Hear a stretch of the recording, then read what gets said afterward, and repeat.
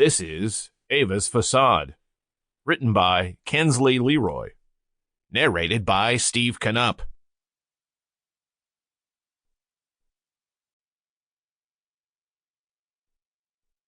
Dedication.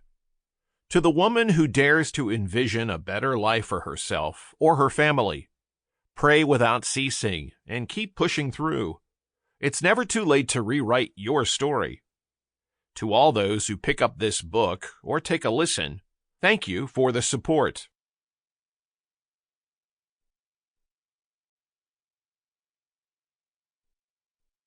Acknowledgement. Thank you, life, for the challenges that made me stronger. I'm grateful to my parents for shaping my religious and spiritual foundation. Map. Thanks for always providing me with inspirational quotes and prayers throughout the years. CT and VB, I truly appreciate your transparency with me. AB and CP, thanks for being my sisters.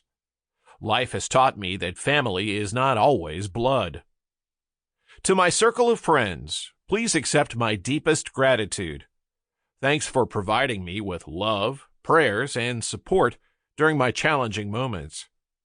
To my multi-talented daughter, you inspire me to become a better version of myself. You are destined for greatness.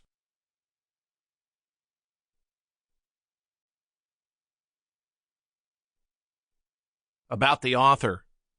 Kinsley LeRoy is a contemporary romance author living in Texas with her daughter. When Kinsley is not writing, she loves to watch movies, listen to various genres of music, and read romance novels.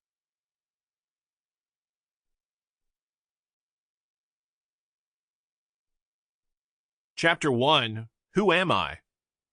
Ava Stewart glanced at the clock, 4:45 p.m. Her last session of the day was wrapping up, and young Tommy was gathering his things. It had taken 3 months of weekly sessions, but he had finally started talking about his parents' divorce. "Same time next week, Tommy?" she asked warmly, organizing some papers on her desk. "Yeah," he replied, zipping up his backpack. He paused, fidgeting with the zipper. "Thanks for listening today. I know I haven't been, very talkative." "That's what I'm here for," Ava smiled, leaning forward in her chair. "And Tommy, I mean it when I say you did really well today. It takes a lot of courage to talk about difficult things." "I guess," he shrugged. But there was pride in his slight smile. "Mom says talking helps. I didn't believe her at first, but maybe she's right." "Moms usually are." Ava winked. "Have a good rest of your week, okay?" Tommy gave a small wave before slipping out the door. Standing at her office window, Ava watched Tommy merge into the crowd of children below at the clinic playground. Her gaze drifted to the swings, where Sarah sat alone, the tips of her pink sneakers drawing circles in the dirt. The girl's shoulders hunched forward as she watched the other children laugh and play. Her small hands gripping the chains so tight, her knuckles turned white. Ava picked up her notepad and thought about calling Mr. Devon, Sarah's father. For weeks now, she had noticed how Sarah would hover at the edge of groups, almost working up the courage to join in, before always ending up alone on that swing. The pattern was getting worse with each passing day. Looking at Sarah made Ava remember her own childhood at St. Michael's Catholic School. She could feel the scratchy lace collar of her uniform, smell the strong church incense, and hear her mother's voice as she fixed Ava's Sunday dress every morning.